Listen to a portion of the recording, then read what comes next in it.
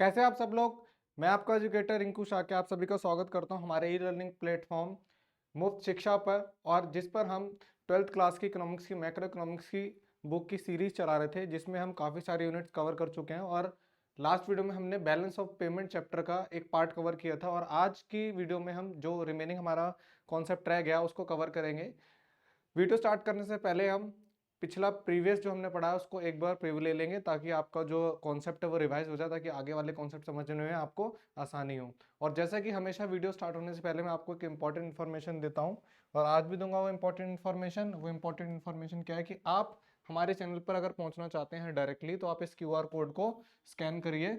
ये QR code आप ये जो QR कोड है, आप इस QR कोड को अपने किसी भी मोबाइल एप्लीकेशन जिसमें स्कैनर वर्क करता है, चाहे वो फोन पे हो, गूगल पे हो, पेटीएम हो, एनी स्कैनर, आप उससे इस QR कोड को स्कैन करके हमारे चैनल पर डायरेक्ट पहुंच सकते हैं। आपको किसी भी लिंक को क्लिक करने की, किसी भी एप्लीकेशन को अलग से डाउनलोड करने की जरूरत नहीं है। आप डायरेक्ट इस QR को स्कैन कीजिए और हमारे चैनल पर पहुंच जाइए। और इस QR को आप किसी भी जरूरतमंद व्यक्ति के साथ शेयर कर सकते हैं जो अपने एजुकेशन का खर्चा उठा नहीं सकता, उसको कोचिंग की ज़रूरत है और वो पढ़ना चाहता है लेकिन पढ़ नहीं पा रहा है क्योंकि उसके पास पैसे नहीं है।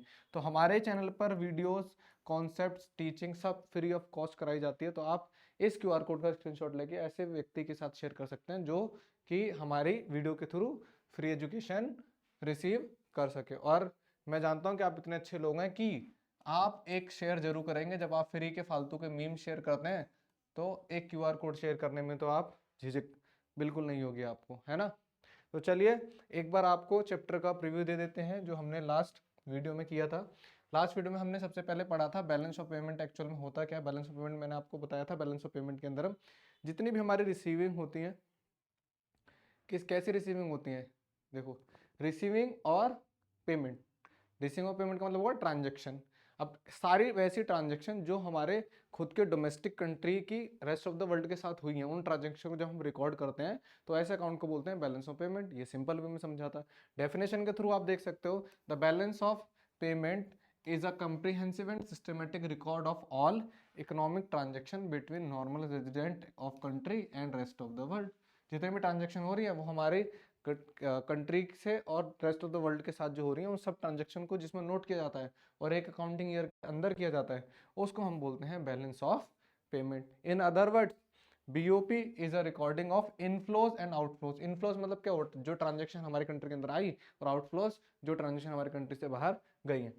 किसमें? Of foreign exchange. क्योंकि हम जब कोई ट्रांजेक्शन करते हैं रेस्ट ऑफ द वर्ल्ड के साथ तो हम उसे फॉरेन करेंसी में करते हैं, और फॉरेन करेंसी जो एक यूनिट स्टैंडर्ड करेंसी है जो है डॉलर। हम किसी भी कंट्री के साथ अगर कोई ट्रांजेक्शन करते हैं इंटरनेशनल लेवल पे तो हम उसको डॉलर में करते हैं, क्योंकि डॉलर एक सेफेस्ट करेंसी है किसी भी ऐसी कंट्री के साथ ट्रांजेक्शन करने के लिए जिससे आपके रिलेशन ठीक नहीं है। जिनके साथ आपका रिलेशन ठीक है तो आप उनसे आपकी खुद की करेंसी में कर सकते हैं डील, लेकिन अगर आप किसी ऐसी कंट्री के साथ कर रहे हैं जिन पे आपको ट्रस्ट नहीं है तो आप उससे डॉलर में ही करेंगे, ये safest way.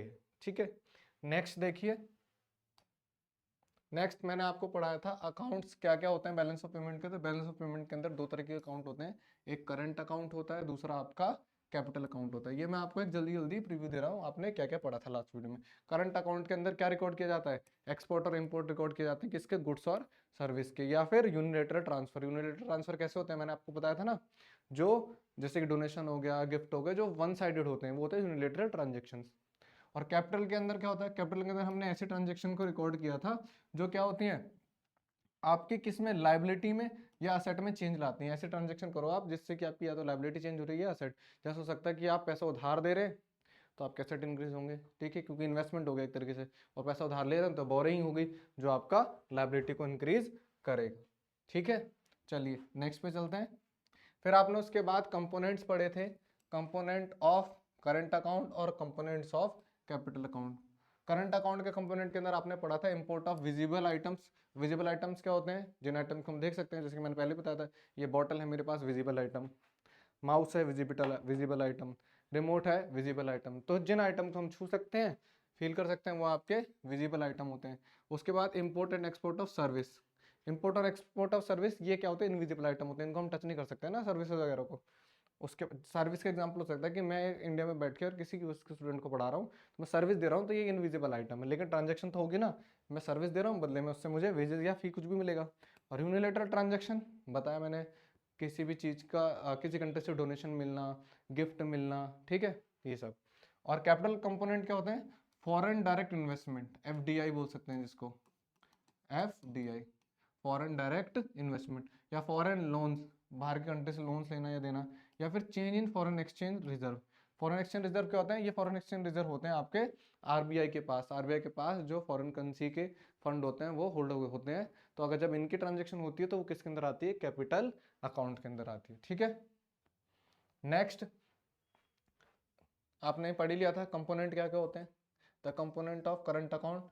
Component of current account के इम्पैक्ट क्या होते हैं?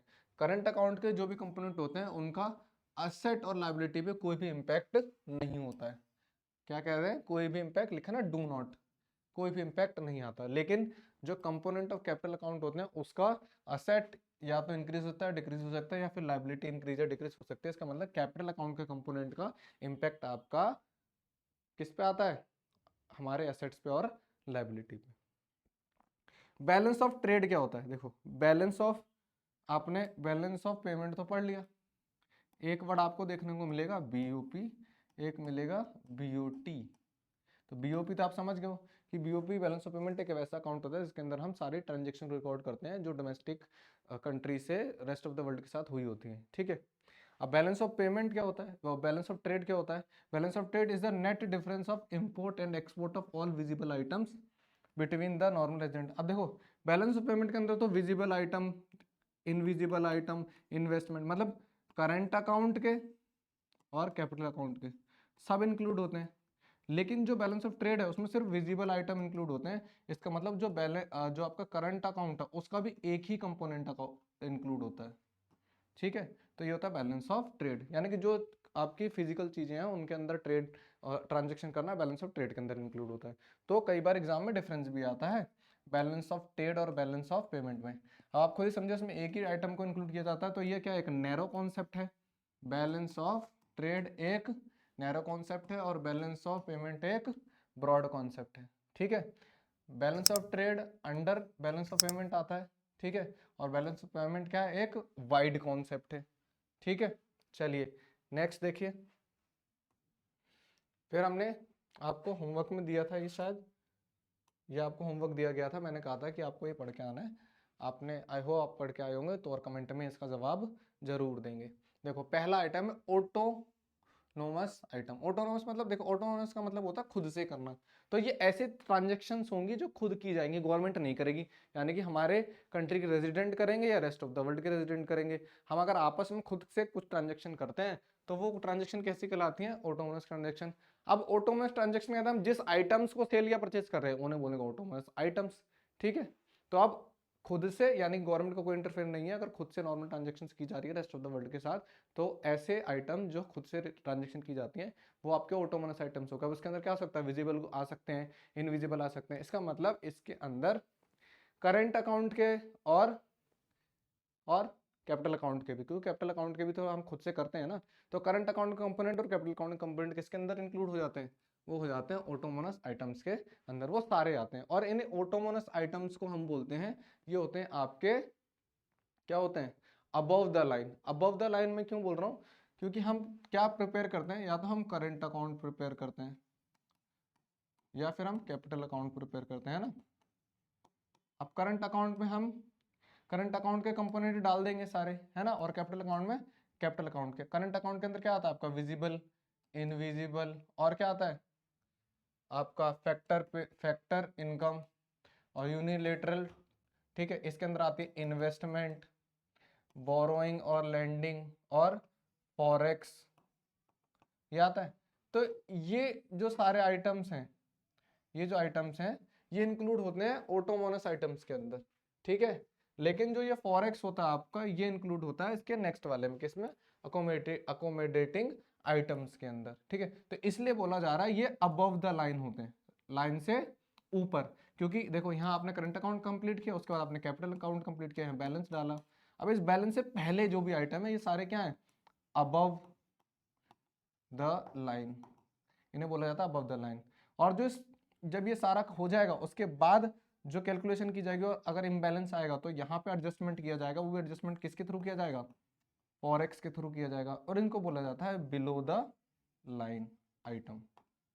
ठीक है, और जो बिलो द लाइन आइटम होंगे वो आपके किसके अंदर आ जाएंगे, अकोमोडेटिंग आइटम के अंदर। अब डेफिनेशन समझ लेते हैं। ऑटोमोबाइल आइटम्स आप समझ गए क्या होते हैं, ये सारे आइटम्स जैसे visible item, invisible item, factor income और ये सब, सिर्फ फॉरेक्स को छोड़ के आपका सारे क्या होते हैं, विजिबल ऑटोमोबाइल आइटम्स समझ जाते हैं। Autonomous items are those items of balance of payment which are related to such transaction। बोला autonomous items ऐसे items होते हैं बैलेंस ऑफ पेमेंट में ऐसे ट्रांजेक्शन रिलेटेड होते हैं as are determined by motive of profit maximization। जो transaction profit maximisation के लिए की जाते हैं। तो आप खुद देखो, अगर विजिबल गुड्स को ट्रांजेक्शन कर रहे हो तो हम प्रॉफिट के लिए तो कर रहे हैं, इनविजिबल का भी प्रॉफिट के लिए करेंगे। फैक्टर इनकम प्रॉफिट ही तो है, इसके अंदर प्रॉफिट भी आता है, इंटरेस्ट डिविडेंड सब प्रॉफिट है। और गिफ्ट आपको मिला तो आपको प्रॉफिट ही है, नुकसान थोड़ी है। इन्वेस्टमेंट प्रॉफिट के लिए करते हो। बोरिंग ऑन लोन, अब किसी से पैसा लेते हो या किसी को पैसा देते हो, किस लिए देते हो, फायदे के लिए। ठीक है, तो ये सारे आइटम किस, ये जो बोला ऑटोमोबाइल आइटम जो होते हैं वो किस मोटिव से किए जाते हैं, ट्रांजेक्शन इनकी प्रॉफिट मैक्सिमाइजेशन मोटिव से, and do not to maintain equilibrium in balance of payment. और ये ट्रांजैक्शन बैलेंस ऑफ पेमेंट के इक्विलिब्रियम को इग्नोर करती है बिल्कुल, क्योंकि गवर्नमेंट थोड़ी कर रही है। बैलेंस ऑफ पेमेंट का जो बैलेंस मेंटेन है वो कौन करती है, गवर्नमेंट करती है, नॉर्मल सिटीजन थोड़ा ना करते हैं। और ये ट्रांजेक्शन कौन करते हैं, नॉर्मल सिटीजन। सिर्फ फॉरेक्स की जो ट्रांजेक्शन है वो करता है कौन, गवर्नमेंट का बैंक जो है आरबीआई। गवर्नमेंट ने उसको ये दिया है कि आप इन चीजों का बैलेंस करो, उसको ये वर्क दिया हुआ है। These items are generally called above the line items. देखो मैंने बताया ना, इन आइटम्स को क्या था, अबव द लाइन, क्योंकि लाइन से ऊपर का आइटम है सारे इन बैलेंस ऑफ पेमेंट। अब चलते हैं नेक्स्ट आपका अकोमोडेटिंग आइटम। अब मैंने बता दिया अकोमोडेटिंग आइटम्स क्या होता है, इन सारे आइटम्स को छोड़ दो। ठीक है, उसके बाद जो बचता है आपका अकोमोडेटिंग लाइन, अकोमोडेटिंग आइटम होते हैं। ठीक है, ये प्रॉफिट मोटिव से नहीं किए जाते हैं, याद रखना। Refers to the transaction that take place because of other activity in balance payment. Other activity का मतलब है ऑटोमोनस आइटम्स की जो एक्टिविटी हुई है ना, उनको बैलेंस करने के लिए। These transaction are mean to restore the balance. ये ट्रांजेक्शन क्यों की जाती है, रिस्टोर, यानी कि ये ट्रांजेक्शन की वजह से जो इम्बैलेंस आया है उस बैलेंस को वापस लाने के लिए ट्रांजेक्शन की जाती है। और ये कैसे की जाती है, मान लो इन सब चीजों से क्या हो रहा है, मान लो हमारा बैलेंस, हमारी रिसीप्ट 100 आ रही है और पेमेंट 80 आ रही है। ठीक है, यानी कि यहाँ पे हमारा क्या हो रहा है, फायदा हो रहा है, सरप्लस हो रहा है ना। लेकिन इसको बैलेंस करने के लिए क्या करेंगे, इसका मतलब हमारी अभी इकोनॉमी के अंदर पैसा ज्यादा है ना, तो क्या करेंगे, जो आरबीआई होगा वो फॉरेक्स को बढ़ाएगा। फॉरेक्स को बढ़ाने का मतलब है मार्केट से पैसा निकाल के फॉरेक्स में डाल देगा, फॉरेन एक्सचेंज रिजर्व के अंदर। अब मार्केट से पैसा कैसे निकालेगा, गवर्नमेंट क्या करती है, जो उनकी फॉरेन एक्सचेंज रिजर्व जो होती है उसको ऑफिशियल रिजर्व भी बोला जाता है। ऑफिशियल रिजर्व के थ्रू वो क्या करती है, परचेज या फिर सेल, किसका, फॉरेन करेंसी का। तो जब मार्केट में करेंसी ज्यादा हो जाएगी, यानी कि जैसे रिसीविंग 100 है और पेमेंट 80 है, यानी 20 एक्स्ट्रा है, तो इसको क्या कर लेगी, बाय कर लेगी। कौन, आरबीआई।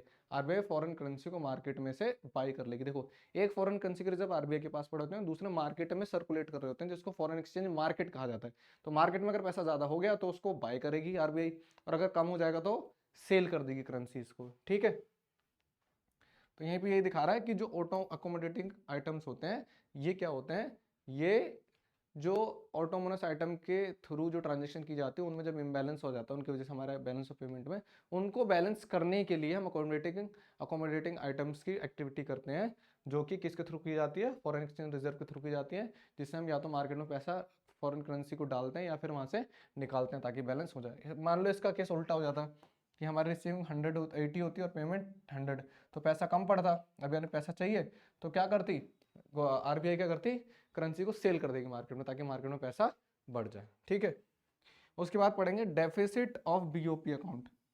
डेफिसिट का मतलब तो समझ रहे हो, घाटा, नुकसान। तो ये कैसे होता है, देखो सीधी सी बात है, जब आपकी इनकम कम हो आपके एक्सपेंस से, तो इसका मतलब जब आपकी रिसीप्ट जो है क्या कम हो जाए पेमेंट से, तो अगर आपके एक्सपोर्ट या मतलब बैलेंस ऑफ पेमेंट की रिसिप्ट साइड जो है वो क्या हो जाए, कम हो जाए, और पेमेंट साइड जो है ज्यादा हो जाए, तो वो क्या कहलाएगी, फिर डेफिसिट कहलाएगी, क्योंकि आप नुकसान में चले गए ना। देखो, when the total inflow, inflow मतलब बाहर से जो पैसा आ रहा है, of foreign exchange on account of autonomous transaction के थ्रू जो आपका पैसा आ रहा है are less than total outflow. अब ये ऑटोमोनस को क्यों लिया? क्योंकि जो अकोमोडेटिंग आइटम होता है वो तो इस इम्बैलेंस को क्लियर करने के लिए और सही करने के लिए यूज किया जाता है ना, तो यहीं पे चेक किया जाएगा ना कि डेफिसिट में है या नहीं। तो अगर ऑटोमोनस आइटम्स के थ्रू हमारे जो इनफ्लो है यानी बाहर से जो पैसा आ रहा है अगर वो कम हुआ किससे? आउटफ्लो से, तो क्या बोला जाएगा इसको? Outflow on account of such transaction then therefore it is a deficit in BOP. ठीक है, यानी कि इनफ्लो ट्रांजेक्शन के थ्रू पैसा कम आ रहा है लेकिन पैसा बाहर ज्यादा जा रहा है, तो उसको बोला जाएगा डेफिसिट ऑफ बीओपी अकाउंट। ठीक है फ्रेंड्स, चलिए नेक्स्ट देखिए।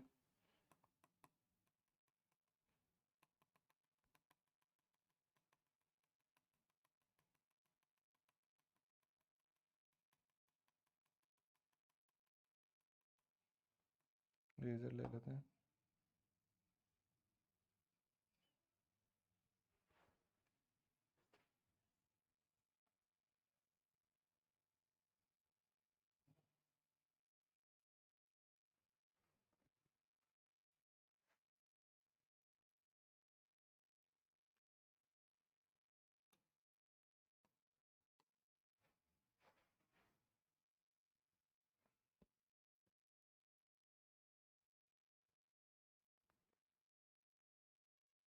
देखो क्लियर कर दिया, अगर आपको ये नोट्स चाहिए हो तो स्क्रीनशॉट ले सकते हो, है ना? सब क्लियर। चलिए नेक्स्ट देखिए। नेक्स्ट देखो बैलेंस ऑफ पेमेंट, अभी डेफिसिट पढ़ लिया। अब बैलेंस ऑफ पेमेंट इक्विलिब्रियम में कब होता है? When BOP is in equilibrium. अब देखो सीधी सी बात है, बीओपी इक्विलिब्रियम में कम होगा, अभी मैंने बताया जब आपकी रिसीप्ट क्या होती है? इक्वल हो जाए किसके? आपकी पेमेंट के। सीधी सी बात है, यानी कि ऑटोमोनस आइटम्स की जो ट्रांजैक्शन हुई है उससे जो इनफ्लो हो रहा है इक्वल हो जाए किसके? आउटफ्लो के। Inflow of foreign currency, foreign currency का, इसको शॉर्ट में लिखना है FC, फॉरेन करेंसी का इनफ्लो अगर बराबर हो जाए आउटफ्लो के, किसके? फॉरेन करेंसी के आउटफ्लो के, तो उसे हम क्या बोलेंगे? Balance in equilibrium. BOP is in equilibrium. यहाँ देखो, a country that has a deficit in its current account spending more than its receives from sale to the rest of the world. देखो deficit कब आता है, लिख भी रहा है, अगर किसी के करंट अकाउंट के अंदर डेफिसिट आ जाता है, किसी भी बैलेंस ऑफ पेमेंट के, किसी भी कंट्री के बैलेंस ऑफ पेमेंट के अकाउंट के अंदर अगर डेफिसिट आ जाता है यानी कि घट आ जाता है, तो किस लिए आता है? स्पेंडिंग ज्यादा होने की वजह से as compare to their receiving. Sale करोगे तो पैसा मिलेगा ना, तो सेल से आपको पैसा कम मिल रहा है, आपने परचेज ज्यादा कर लिया है, इसलिए क्या आता है? Deficit. Must finance it by selling asset और बाय बोरोइंग अब्रॉड। अब ये क्या बोल रहा है? ये कैसे सही हो सकता है? या तो अपने एसेट सेल करके बैलेंस करो या फिर बाहर से पैसा उधार लेके, तभी बैलेंस किया जा सकता है। Thus any current account deficit must be financed by capital surplus that is a net capital inflow। बोल रहा है कि अब जो ये जो आपका करंट अकाउंट होता है इसको डेफिसिट कैसे फाइनेंस किया जा सकता है? कैपिटल सरप्लस से। अब कैपिटल सरप्लस के अंदर आपको कैपिटल अकाउंट के अंदर क्या क्या आइटम होते हैं? या तो आप फॉरेन एक्सचेंज रिजर्व के थ्रू कर सकते हो या तो आप लोन ले सकते हो, है ना? तो बोलो उसके थ्रू आप क्या करो, इसको सरप्लस को ठीक करो। That is a net capital inflow, फिर उसे बोला जाएगा नेट कैपिटल इनफ्लो की एक्चुअल में कितना पैसा आया। ठीक है, अब बोले करंट, अगर आपको देखना है कि when BOP is in equilibrium, तो ये आपको बता दिए कब होगा, जब आपका करंट अकाउंट और कैपिटल अकाउंट को अगर बैलेंस करें तो क्या होगा? जीरो आ जाएगा, यानी ना अप आएगा ना डाउन आएगा। A country is said to be in balance of payment equilibrium when the current account deficit is financed entirely by borrowing from abroad without any change in official reserve।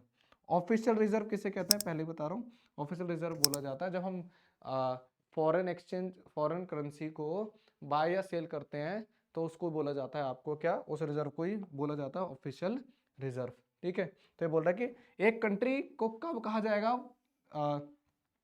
In balance of payment equilibrium when the current account deficit is finance entirely by borrowing from the abroad, कि जब सारा का सारा जो उसका नुकसान है बाहर से पैसा उधार लेके अगर वो क्लियर किया जाता है तो उसको बोलेंगे बैलेंस, जो हमारा बीओपी हो इक्विलिब्रियम में। अगर हम उसको हम अपने खुद के रिजर्व सेल करके कर रहे हैं तो हमें इसे इसे balance of balance of payment equilibrium में है नहीं बोलेंगे, इसे हम डेफिसिट में ही समझेंगे, क्योंकि हम अपने खुद के रिजर्व ही तो यूज कर रहे हैं। अगर हम बाहर से उधार ले रहे हैं और फिर बैलेंस कर रहे हैं तो इसको बोल सकते हैं it is in equilibrium condition. ठीक है, नेक्स्ट देखो, when BOP is not equilibrium, जब बीओपी इक्विलिब्रियम में नहीं होगी तो सीधी सी बात है, बीओपी का इक्विलिब्रियम में ना होने का मतलब क्या होगा कि आपकी जो रिसीविंग होंगी वो क्या होगी, या तो ज्यादा होंगी या कम होंगी, है ना।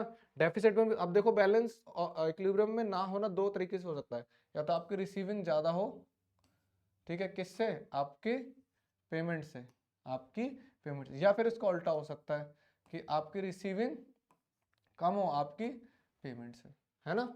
तो दोनों कंडीशन क्या है, ये दोनों कंडीशन है नॉट इन इक्विलिब्रियम वाली। ठीक है, अब पहले देखो, alternatively the country could use its reserve of foreign exchange in order to balance any deficit in its balance of payment. बोला कि कोई भी कंट्री अपने बैलेंस ऑफ पेमेंट अकाउंट को मेंटेन करने के लिए, बैलेंस में लाने के लिए अब के कौन से रिजर्व यूज करती है, फॉरेन एक्सचेंज रिजर्व को यूज करती है।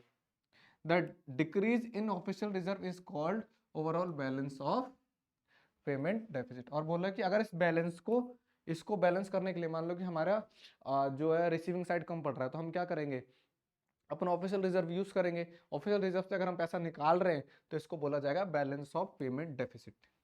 हमारा बीओपी कैसे कैसी कंडीशन में आ जाएगा, डेफिसिट की कंडीशन में, क्योंकि हम अपना रिजर्व यूज कर रहे हैं ना।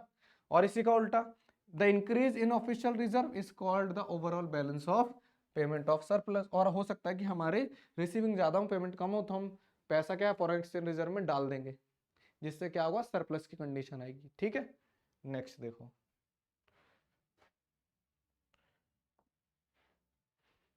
देखो यार लिख दिया कंडीशन, इसका मतलब है बीओपी, ये क्या दिखा रहा है बीओपी, ये डेफिसिट को दिखा रहा है आपको, इसमें येलो है, रेड,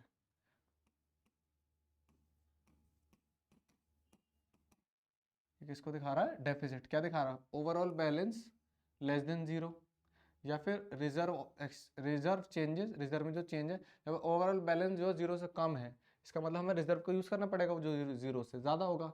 बोला बैलेंस बीओपी, अगर बैलेंस में होगा तो overall balance zero T equal होगा, और रिजर्व में जो चेंज होगा वो भी जीरो होगा, क्योंकि हमने रिजर्व से कोई छेड़खानी नहीं की होगी।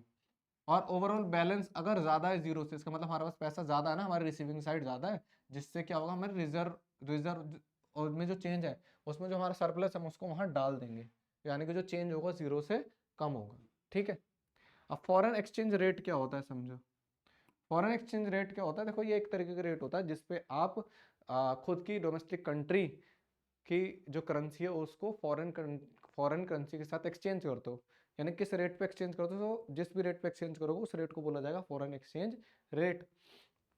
Foreign exchange rate refers to the rate at which one unit of currency of a country can be exchanged for the number of unit of currency of another country। अब सीधा समझो, अगर हमें रुपीस को चेंज करना है dollar के साथ, तो एक मान ले कॉमन यूनिट कि भाई डॉलर 80 रुपए का है अगर, तो हम क्या करेंगे, एक डॉलर के हमें 80 रुपए देने हैं, तो एक डॉलर का रेट क्या है 80 रुपए, तो ये एक डॉलर खरीदने के लिए जब 80 रुपए पे किए जाएंगे तो इस रेट को ही कहा जाता है फॉरेन एक्सचेंज रेट। समझ में आ गया, वही डेफिनेशन में लिखा हुआ है कि foreign exchange rate refers to the rate at which, foreign exchange rate एक ऐसा रेट होता है जिस रेट पर हम किसी एक कंट्री की जो करेंसी होती है उस यूनिट को एक्सचेंज करते हैं किसके साथ, दूसरी किसी भी फॉरेन करेंसी के साथ या दूसरी किसी भी कंट्री के साथ।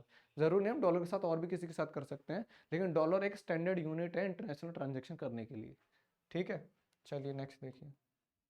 उसके बाद system of exchange rate, system of exchange rate के अंदर क्या क्या आता है आपका, पहला आता है फिक्स्ड एक्सचेंज रेट, यानी कि जो एक कंफर्म रेट है कि भाई अगर मैं बोल दूं कि डॉलर 80 रुपए का है तो डॉलर का रेट बढ़ेगा नहीं, हमेशा 80 रुपए का रहेगा, तो एक फिक्स रेट हो गया। लेकिन कई बार क्या होता है मैनेज्ड फ्लोटिंग एक्सचेंज रेट, जो मार्केट की जो पावर होती है डिमांड और सप्लाई, जिसकी वजह से फ्लक्चुएशन आता रहता है, कभी बढ़ता रहता है रेट कभी घटता रहता है, तो उसको बोलेंगे मैनेज फ्लोटिंग एक्सचेंज रेट। और दूसरा था फ्लेक्सिबल एक्सचेंज रेट, जिसको क्या करते हैं उस कंट्री गवर्नमेंट खुद से चेंज करती है, उसको बोला जाता है फ्लेक्सिबल एक्सचेंज रेट। अब पहला फिक्स एक्सचेंज रेट समझ लो, ये टॉपिक बहुत सारी टीचर आपको नहीं पढ़ाएंगे, बैलेंस ऑफ पेमेंट में आपको जितना मैंने पढ़ाया पहले बीओपी के बारे में बस वही पढ़ाएंगे, लेकिन ये भी इंपॉर्टेंट होता है, कई बार इससे भी क्वेश्चंस पूछ ले जाते हैं तो इसको कवर करना जरूरी है। ये आपका मतलब माइनर टॉपिक है, ज्यादा ब्रॉड नहीं है, लेकिन जब क्वेश्चंस आते हैं तो छोड़ना क्यों है। देखिए, क्योंकि वैसे ये फिक्स एक्सचेंज रेट वगैरह आप पहले भी पढ़ चुके हैं, 11th में भी सीखा होगा आप लोगों ने, ठीक है, या पहले जूनियर क्लासेस में सीखा होगा। In fixed exchange rate system the rate of exchange is officially fixed है, पता ना कि उसका एक रेट फिक्स होता है। तो फिक्स एक्सचेंज सिस्टम के अंदर, रेट के सिस्टम के अंदर आपको जो एक्सचेंज रेट होता है वो फिक्स होता है ऑफिशियली, और डिटरमाइंड बाय गवर्नमेंट और monetary authority of the country. बोला इसको कौन डिटरमाइन करता है, या तो गवर्नमेंट डिटरमाइन करती है या कोई मॉनेटरी अथॉरिटी जिसको इसके लिए अपॉइंट किया गया इस कंट्री में, ठीक है। नेक्स्ट देखो, जैसे कि आरबीआई को किया गया ना मॉनेटरी अथॉरिटी हमारे कंट्री के अंदर, इंडिया जैसी कंट्री के अंदर जो मॉनेटरी अथॉरिटी है वो कौन है, आरबीआई है। अब फ्लेक्सिबल और फ्लोटिंग एक्सचेंज रेट क्या होगा, तो फ्लेक्सिबल का मतलब चेंजेस आते रहना है, फ्लोटिंग का मतलब ये अप डाउन होते रहना। तो ये अप डाउन कैसे होते हैं, ये अप डाउन होते हैं डिमांड और सप्लाई। अब डिमांड और सप्लाई कैसे काम करती है भाई, जब किसी भी चीज की डिमांड ज्यादा होती है तो क्या होता है, उसका प्राइस बढ़ने लगता है ना, या फिर जब किसी चीज की सप्लाई ज्यादा होती है तो उसका प्राइस गिरने लगता है। तो ऐसे ही अगर फॉरेन करेंसी की डिमांड ज्यादा होगी तो उसका रेट बढ़ेगा, या अगर उसकी सप्लाई ज्यादा होगी तो उसका रेट कम हो जाएगा। तो ये लिखा है, इन systematic system of flexible exchange rate also known as floating exchange rate, the exchange rate is determined by the force of market demand और market supply। बोला कि इसके अंदर जो एक्सचेंज रेट सिस्टम होता है उसको कौन डिटरमाइन करती है, मार्केट की जो फोर्स होती है डिमांड और सप्लाई, वो इसको क्या करती है, डिटरमाइन करती है ऑफ फॉरेन एक्सचेंज। इसमें गवर्नमेंट का कोई भी रोल नहीं होता। अगर डिमांड ज्यादा हो रही है तो ऑब्वियस सी बात है उस करेंसी का रेट बढ़ जाएगा, और अगर सप्लाई ज्यादा हो रही होगी तो उस करेंसी का रेट कम हो जाएगा। The demand of foreign exchange has inverse relation. बोला डिमांड ऑफ फॉरेन एक्सचेंज के अंदर क्या होता है, इनवर्स रिलेशन होता है with flexible exchange rate. Inverse relation चलता है इनके अंदर, ठीक है। कैसे, if flexible exchange rate rises the demand of foreign exchange falls. समझ गए, अगर रेट बढ़ रहा है तो सीधे बना, अगर कोई चीज महंगी हो रही है तो उसकी डिमांड कम हो जाएगी, है ना। और सेम वही मैंने बताया, अगर डिमांड बढ़ रही है तो प्राइस गिरेगा, उसको उल्टा ही समझ लो। तो अगर एक्सचेंज रेट बढ़ रहा है तो उसकी डिमांड गिरेगी, वहीं एक्सचेंज रेट अगर कम हो रहा है तो उसकी सप्लाई क्या होगी, घटेगी, है ना। वाइस वर्सा लिखा है ना। आई होप आप लोगों को ये टॉपिक बहुत अच्छे से समझ में आ रहा होगा। अगर आपको टॉपिक अच्छे से समझ में नहीं भी आ रहा है तो आप हमारी वेबसाइट www.muft.shiksha पर जाइए, वहाँ पर आपको एक कॉलम मिलेगा आस्क माई क्वेश्चन कॉलम, उसके अंदर आप अपने डाउट्स पूछ सकते हैं, जिसके बदले में आप पॉइंट्स भी अर्न कर सकते हैं। और ऐसा नहीं है कि हम ही आपके डाउट क्लियर करेंगे, अब वहाँ पे काफ़ी स्टूडेंट्स भी जो स्टडी कर रहे हैं, हो सकते हैं आपके डाउट वो क्लियर कर दें। और अगर वहाँ से भी नहीं क्लियर हो पा रहे हैं तो आप हमारे चैनल पर वीडियो के कमेंट बॉक्स के अंदर आपके जो डाउट हैं वो पूछ सकते हैं, और उसके लिए सेपरेट वीडियो बना दी जाएगी अगर आपको ज़्यादा प्रॉब्लम आ रही है, ठीक है। चलिए नेक्स्ट देखिए, merit and demerit, merit and demerit of flexible and fix exchange rate. अब इसके फायदे और नुकसान क्या है, ठीक है, कि भाई हम एक फिक्स एक्सचेंज रेट होता है, एक फ्लेक्सिबल होता है जो मार्केट के थ्रू चेंज होता रहता है। तो इसके फायदे क्या हैं और नुकसान क्या है, पहले हम देख लेंगे मेरिट क्या है भाई, किसके, फिक्स एक्सचेंज रेट सिस्टम के। इसके मेरिट क्या है, नो रिस्क और अनसर्टेनिटी। मान लो हमने, अगर हमें पता है कि हमारे डॉलर का रेट 80 ही है, और अगर मैंने आज कोई डील कर ली किसी के साथ कि मैं आपको पेमेंट दूंगा फ्यूचर में इस टाइम पे, और मान लो उस टाइम पे डॉलर का रेट क्या हो जाए, मार्केट के अंदर डॉलर का रेट बढ़ जाए, लेकिन मैंने उससे डील किस पे की थी, मैंने डील की थी फिक्स्ड एक्सचेंज पे। किस पे की थी, फिक्स्ड एक्सचेंज रेट पे। तो इसलिए मेरे को नुकसान से मैं बच जाऊंगा, या वो अगला बंदा भी नुकसान से बच जाएगा। मान लो कि अगर उस टाइम डॉलर क्या हो जाए, सस्ता हो जाए, तो फिर उसको मैं क्या सस्ते रेट से दूंगा, नहीं, जो डील जिस रेट पे हुई उसी रेट पे करेंगे, है ना। तो फिर ये क्या होता है, नो रिस्क और नो अनसर्टेनिटी, इससे कोई भी रिस्क और अनसर्टेनिटी नहीं रहती है। उसके बाद डीमेरिट क्या है इसके, फिक्स एक्सचेंज रेट के डीमेरिट उसी का उल्टा समझ लो, रिस्क और अनसर्टेनिटी ज्यादा रहती है। Under this system the government has to maintain its credibility. Government को फिर इसकी क्रेडिबिलिटी को मेंटेन करना पड़ता है, गवर्नमेंट का जो काम है, बर्डन है, वो बढ़ जाएगा। If there is a deficit in the BOP, government will have to take care of the gap by using its official reserve। अब बोल रहा है कि अगर बैलेंस ऑफ पेमेंट में इक्विलिब्रियम ना हो, गैप आ जाए, तो उसको गवर्नमेंट को ही फिल करना पड़ेगा। और किससे करना पड़ेगा, ऑफिशियल रिजर्व को यूज करना पड़ेगा। और ऑफिशियल रिजर्व किसको कहा जाता है, फॉरेन एक्सचेंज रिजर्व को। जिससे क्या होगा, हमारे फॉरेन एक्सचेंज रिजर्व कम होना शुरू हो जाएंगे ना अगर उसको यूज करेंगे तो। Compulsion to hold huge reserve of foreign exchange, फिर जिसके लिए हमें हमारे फॉरेन एक्सचेंज रिजर्व को ज्यादा मेंटेन करना पड़ेगा अमाउंट में, है ना। उसके बाद fix exchange rate are prone to speculative attacks in which government in force to devalue its currency. और जो फिक्स एक्सचेंज रेट होता है उसकी वजह से अगर मार्केट में कुछ ज्यादा ऊंच नीच होती जा रही है तो उसकी वजह से गवर्नमेंट को क्या करना पड़ता है, गवर्नमेंट को अपनी करेंसी को डिवैल्यू करना पड़ता है, क्योंकि फॉरेन करेंसी में तो कोई चेंज नहीं आ सकता क्योंकि एक फिक्स एक्सचेंज रेट है। तो बैलेंस बनाने के लिए गवर्नमेंट को अपनी खुद की करेंसी की वैल्यू को गिराना पड़ता है, डिवैल्यू करना पड़ता है। This happens whenever people doubt the ability of the government because of the inadequate official reserve. और ये कब होता है, जब लोगों को गवर्नमेंट के ऊपर डाउट हो जाए कि उनकी एबिलिटी नहीं है इसको बैलेंस कर पाना, तो इससे क्या होता है फिर इनएडुकेट ऑफिशियल रिजर्व, हमारे जो ऑफिशियल रिजर्व है उसमें इम्पैक्ट पड़ता है। ठीक है, ऑफिशियल रिजर्व का मतलब फॉरेन एक्सचेंज रिजर्व। नेक्स्ट देखो, अब आ जाते हैं फ्लेक्सिबल एक्सचेंज पे। फ्लेक्सिबल एक्सचेंज के आपके फायदे क्या हैं, बहुत फायदे भाई। Gives the government more flexibility, government को ज्यादा फ्लेक्सिबिलिटी मिलती है जिससे गवर्नमेंट के प्रति लोन वगैरह लेना कुछ भी मतलब अदर एक्टिविटी कर पाती है, फॉर आपके जो ऑफिशियल रिजर्व है उनको छिड़खानी नहीं करनी पड़ती। They do not need to maintain large stock of foreign exchange reserve, समझ गए ना। और फॉरेन एक्सचेंज रिजर्व क्या होता है, ऑफिशियल रिजर्व होता है ना, तो अब इनको ज्यादा फॉरेन एक्सचेंज रिजर्व को मेंटेन करने की जरूरत नहीं है क्योंकि रेट जो है फ्लेक्सिबल है। अभी आज नुकसान हो रहा था, अगर रेट बढ़ गया तो वो कवर भी हो जाएगा। Movement in the exchange rate automatically take care of the surpluses and deficit in the BOP. और बोला कि जो फ्लेक्सिबल एक्सचेंज रेट होता है वो अगर आज डेफिसिट में है तो अपने आप ही मूवमेंट के थ्रू कल सरप्लस में हो जाएगा और इक्विलिब्रियम में आ जाएगा, तो अपने आप ही मूवमेंट के थ्रू बैलेंस हो जाता है। Countries gain independence in conducting their monetary policy since they do not have to intervene to maintain exchange rate which are automatically taken care of by the market। वो ये बोल रहा है कि कंट्री को अपना ज़्यादा टाइम नहीं इन्वेस्ट करना पड़ेगा, ज़्यादा तो ध्यान नहीं रखना पड़ेगा। ठीक है, खुद जो मार्केट की डिमांड और सप्लाई की जो फोर्सेस हैं वो अपने आप ही इनको बैलेंस बना के रखेंगी। ठीक है, ऑटोमेटिकली टेकन केयर। अब डीमेरिट क्या है भाई फ्लेक्सिबल एक्सचेंज रेट सिस्टम के, डीमेरिट वही हो सकते हैं भाई, रिस्क ज़्यादा हो जाएगा, है ना, आपने डील कब करी और बाद में उसका रेट ऊपर नीचे होगा तो दिक्कत हो जाएगी। Flexible exchange rate causes uncertainty risk, है ना।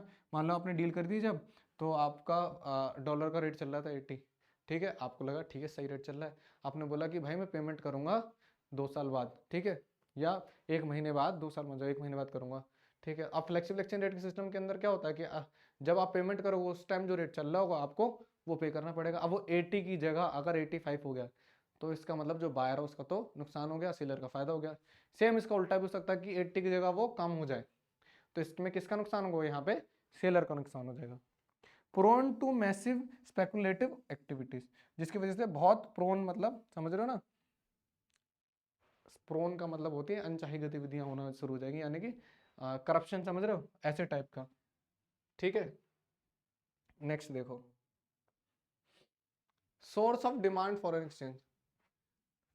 फॉरेन एक्सचेंज की जो डिमांड होती है वह कहाँ कहाँ होती है, किस वजह से होती है, एक imports and direct purchase from rest of the world, कि अगर हम इंपोर्ट कर रहे हैं कहाँ से, बाहर दुनिया से, या परचेज कर रहे हैं तो हमें फॉरेन करेंसी की जरूरत पड़ेगी, तो एक सोर्स है कि हमें डिमांड करते हैं हम किसके लिए, परचेज के लिए, इंपोर्ट के लिए।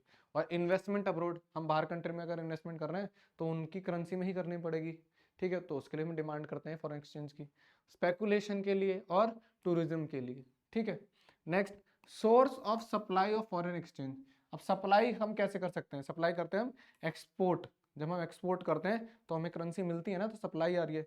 या फिर हम फॉरेन इन्वेस्टमेंट हमारे यहाँ कोई करता है, बाहर से कोई आता है हमारा इन्वेस्ट करता है, तो वो फॉरेन करेंसी में ही करेगा इन्वेस्टमेंट, तो हमें रिसीव होगी। Remittance and receipt from abroad, जो अब्रॉड से हमें रेमिटेंस वगैरह मिलते हैं उसके थ्रू हमें रिसीव होगी, या स्पेकुलेशन के थ्रू रिसीव होगी। ठीक है, आई होप आपको चैप्टर अच्छे से समझ में आ रहा होगा। नेक्स्ट देखो कि भाई हम इक्विलिब्रियम कैसे डिटरमाइन कर सकते हैं, किसका, फॉरेन एक्सचेंज रेट का। वो सीधी सी बात है ना, या तो अगर आपकी डिमांड बढ़ रही है तो आप आपकी करेंसी को घटाएंगे बढ़ाएंगे, मतलब घटाना बढ़ाने के थ्रू ही तो करोगे ना, डिमांड और सप्लाई में अगर कोई भी चेंज आ रहा है। पहली बात तो चेंज डिमांड से ही आता है, सप्लाई से बहुत कम आता है, किससे आता है, या तो डिमांड ज़्यादा कर दे कोई, अगर फॉरेन करेंसी की डिमांड ज़्यादा हो रही है इसका मतलब उसका उसका वैल्यू क्या होगी, उसका एक्सचेंज रेट क्या होगा, बढ़ना शुरू हो जाएगा। उसका एक्सचेंज रेट बढ़ने का मतलब है हमारी करेंसी का डीवैल्यू होना, समझ रहे हो। चलो नेक्स्ट देखो, equilibrium for foreign exchange rate is the rate at which demand and supply of the foreign exchange are equal. बोल रहा है कि इक्विलिब्रियम फॉरेन एक्सचेंज रेट वो होता है जिस रेट पर हमारे कंट्री की फॉरेन एक्सचेंज करेंसी की डिमांड और सप्लाई इक्वल होती है। Under free market situation it is determined by market force. और ये कब होता है, ये गवर्नमेंट नहीं करती है, ये मार्केट की जो फोर्स होती है डिमांड और सप्लाई उसके थ्रू होता है एकदम फ्रीली। तब बोला जाता है कि हमारी जो फॉरेन एक्सचेंज रेट है वो क्या है, इक्विलिब्रियम में। Demand for and supply of foreign exchange there is a inverse relation between demand for foreign exchange and exchange rate.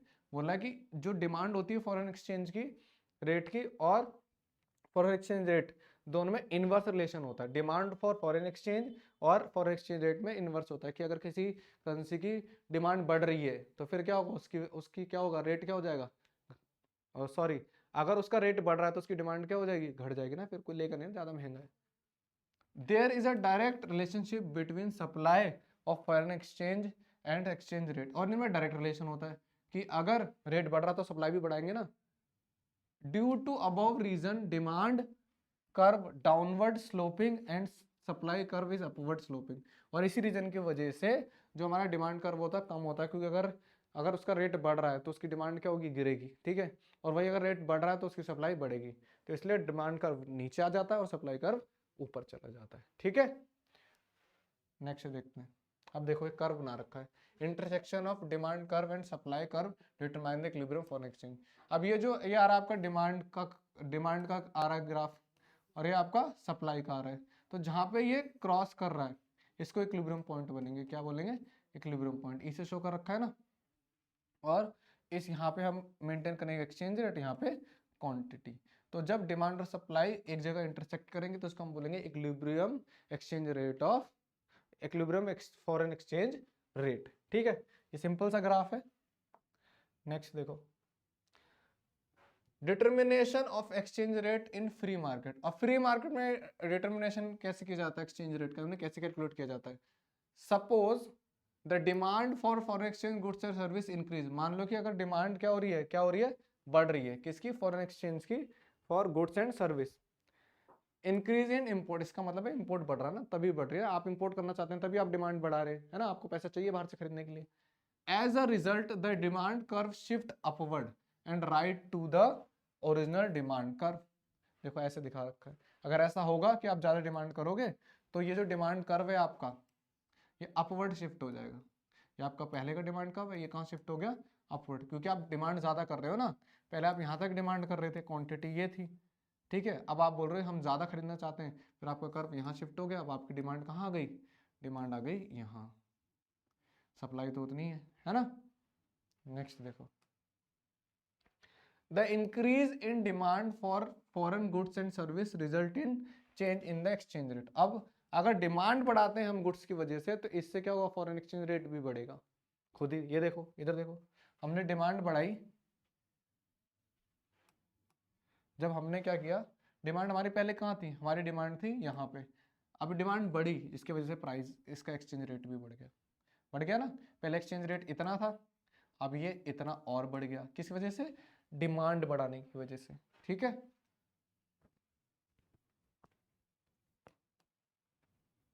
Increase in exchange rate implies that the price of foreign currency in terms of domestic currency has increased. This is called depreciation of domestic currency.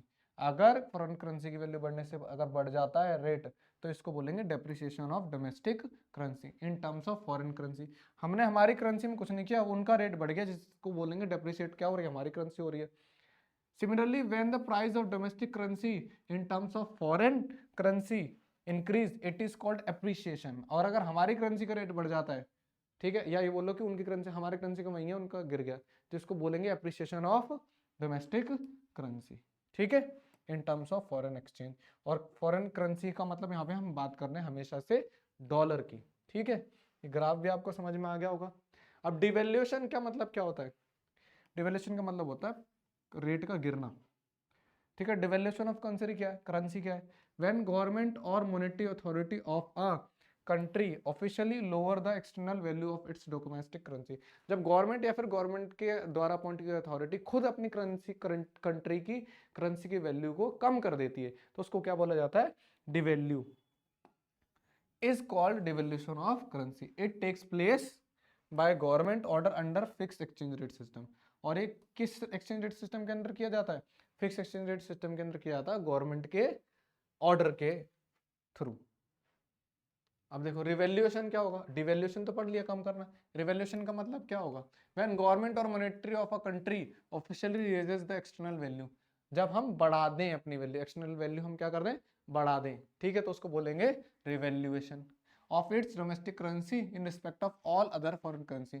कोई भी other foreign currency हो उसके respect में अगर हम अपनी currency की value बढ़ा देते हैं तो उसको बोला जाएगा revaluation. Is called revaluation, it take place by government order, और ये भी गवर्नमेंट के ऑर्डर के थ्रू ही होता है और फिक्स एक्सचेंज रेट के सिस्टम के अंदर होता है। करेंसी डेप्रिसिएशन क्या है भाई? करेंसी डेप्रिसिएशन क्या है? करेंसी का डेप्रिशिएट हो जाना। There is a fall in the value of domestic currency in term of foreign currency due to change in demand and supply. देखो अभी तक जो पढ़ते आ रहे थे वो फिक्स एक्सचेंज रेट की वजह से हो रहा था, उसको गवर्नमेंट कर रही थी, लेकिन अगर मार्केट के अंदर होता है तो उसको हम बोलेंगे डेप्रिसिएशन ऑफ करेंसी, ठीक है। मार्केट में तो पावर होती है डिमांड और सप्लाई कर, उनकी वजह से क्या हो जा रहा है, वैल्यू कम हो जा रही है, तो उसको बोलेंगे depreciation of the currency under flexible exchange rate. यहाँ पर डिफरेंस क्या है, ये फ्लेक्सिबल एक्सचेंज रेट के अंदर होता है और वो होते हैं सारे क्या आपके रिवैल्यूएशन डिवैल्यूएशन होता है फिक्स एक्सचेंज रेट के under. Currency appreciation, currency appreciation का मतलब क्या है कि मार्केट की डिमांड और सप्लाई के थ्रू हमारी डोमेस्टिक करेंसी अगर बढ़ जाती है, उसका रेट बढ़ जाता है, तो हम उसे बोलेंगे करेंसी अप्रिसिएशन। डेफिनेशन देख लो, there is a rise in the value of domestic currency in terms of foreign currency due to change in demand and supply of the currency under flexible exchange rate. ये किसी के order के through नहीं होती है, market demand और supply के through होती है। दूसरा बोल रहा है मैनेज्ड फ्लोटिंग सिस्टम क्या है? हमने तीसरा से हमने फिक्स पढ़ लिया, फ्लेक्सिबल पढ़ लिया, तीसरा था ना मैनेज फ्लोटिंग सिस्टम। ये क्या होता है? A system in which the central bank allows the exchange rate to be determined by market force but intervenes at times to influence the rate. ये बोला ही ऐसी कंडीशन है जे फिक्स एक्सचेंज रेट और फ्लेक्सिबल एक्सचेंज रेट की condition को mix कर दिया उन्होंने। जैसे कैपिटल इकोनॉमी होती है और आपकी क्या होती है सेंट्रल इकोनॉमी होती है ना, उसी की तरह यहाँ पे क्या हो रहा है, फिक्स एक्सचेंज रेट को उन्होंने हटा के मार्केट को पावर दे दी कि आप अपने हिसाब से एक्सचेंज रेट को सेट करिए, लेकिन अगर टाइम पड़ेगा तो हम इसको इन्फ्लुएंस करेंगे खुद से, यानी कि गवर्नमेंट कंट्रोल भी कर रही है। When central bank finds the rate is too high, it starts selling foreign exchange। जब ऐसे लगेगा कि मार्केट की डिमांड और सप्लाई के थ्रू जो है हमारा फॉरेन एक्सचेंज रेट बहुत ज्यादा बढ़ता जा रहा है, ठीक है, तो गवर्नमेंट क्या करेगी, गवर्नमेंट ऑर्डर दे देगी सेंट्रल बैंक को कि आप क्या करो, इनको सेल करना शुरू कर दो from its reserve to bring down it, ताकि रेट जो हो नीचे आ जाए। When it finds the rate is too low, फिर उसको बोलेगी खरीदना शुरू कर दो, रेट बहुत ज्यादा लो हो गया, यानी कि सप्लाई ज्यादा हो गई मार्केट में, मार्केट से फॉरेन करेंसी को निकालना शुरू करो, यानी कि बाय करना शुरू करो, ठीक है। आज का चैप्टर यहीं खत्म होता है। अगर आप हमारी चैनल्स के थ्रू स्टडी कर रहे हैं तो आपको कन्फर्म है, अगर पढ़ाई कर रहे हैं तो कन्फर्म है कि पढ़ने वाले बच्चों को डाउट आता ही आता है। तो if you have any doubt तो आप क्या करिए, बार बार डाउट याद करना है, दो चार डाउट याद नहीं होंगे, पेन और पेपर लीजिए, राइट द क्वेश्चंस, उन क्वेश्चंस को लिख लीजिए एक जगह पे, फिर आप हमारी वेबसाइट www.mufti.shiksha पर जाइए, वहाँ पे हमने आपको एक सेपरेट कॉलम दिया आस्क माय क्वेश्चन, उसके अंदर आपके क्वेश्चन पूछ सकते हैं। अगर वहाँ क्लियर नहीं हो रहे हैं तो आप हमारे कमेंट बॉक्स में पूछ सकते हैं, या तो आपको कोई आपका मेट वहाँ पे आंसर दे देगा, या आपको अगर सेपरेट वीडियो चाहिए हमें बताएं, हम सेपरेट वीडियो बनाएंगे इस टॉपिक पे। और अगर आप पूछते हैं डाउट तो आपको उसके बदले में पॉइंट अर्न करने का मौका मिलेगा। और जो आपके डाउट क्लियर किए जा रहे हैं या जो भी आपको क्लास प्रोवाइड की जा रही है, ये 100% फ्री ऑफ कॉस्ट प्रोवाइड की जा रही है। और हम कोशिश कर रहे हैं कि हमारे चैनल पर हम आपको 100+ सब्जेक्ट पढ़ाएं। हम आपको करिकुलर सब्जेक्ट जो है आपको वो तो पढ़ाएं और जो आपके नो को करिकुलर एक्टिविटी होती है उससे रिलेटेड भी कराएं, जैसे कि टैलेंट एक्टिविटीज़ जो होती हैं वो भी हम कोशिश कर रहे हैं कि चैनल पर कराई जाए, ताकि आपका मन लगा रहे। और हम आपको सिर्फ पढ़ाएंगे नहीं, आपके एग्जाम की प्रिपरेशन कराएंगे आपके साथ। जैसे कि आपने देखा होगा मैं हर चैप्टर खत्म होने के बाद आपके लिए एक एमसीक्यू क्वेश्चंस की प्रिपरेशन वीडियो लाता हूं, तो वो आपके एग्जाम के पॉइंट ऑफ व्यू से ही क्वेश्चन डाले जाते हैं, इंपॉर्टेंट क्वेश्चन, की अगर आपके चैप्टर में कुछ ऐसा टॉपिक रह गया तो आपको एमसीक्यू क्वेश्चन के थ्रू क्लियर हो जाए, ठीक है। और आप अगर हमसे हमारे किसी भी अदर सोशल मीडिया प्लेटफॉर्म पर जुड़ना चाहते हैं, जैसे फेसबुक पर, ट्विटर पर, इंस्टाग्राम पर, यूट्यूब पर, या फिर ये क्या है टेलीग्राम और लिंक्डइन, इनमें से किसी पे भी, और हम व्हाट्सएप पे भी अवेलेबल हैं, मैं आपको बता दूं, हम व्हाट्सएप पे भी हैं अभी, तो व्हाट्सएप पे भी जुड़ सकते हैं आप हमारे। व्हाट्सएप पे भी इनमें से किसी भी सोशल मीडिया प्लेटफॉर्म पे जुड़ने के लिए आप हमारे डोमेन नेम MUFT शिक्षा मुफ्त.शिक्षा सर्च कर आप हमसे कनेक्ट हो सकते हैं। आज की वीडियो में बस इतना ही। आप सभी का बहुत बहुत धन्यवाद हमारी वीडियो देखने के लिए, और बहुत बहुत आभार हमारे चैनल मुफ्त शिक्षा पर बने रहने के लिए। आप लोगों के सपोर्ट की वजह से आज हम 3.48K की फैमिली बन चुके हैं, और आगे ही ऐसे अपना प्यार और सपोर्ट बनाए रखिए ताकि हम आगे बढ़ें और हम ऐसे ही आपको सर्विसेज प्रोवाइड करते रहें। मैं आपका educator Rinku Shakya. Till then take care, bye bye. हंसते रहिए, मुस्कुराते रहिए और अपने जीवन में खुशियाँ फैलाते रहिए।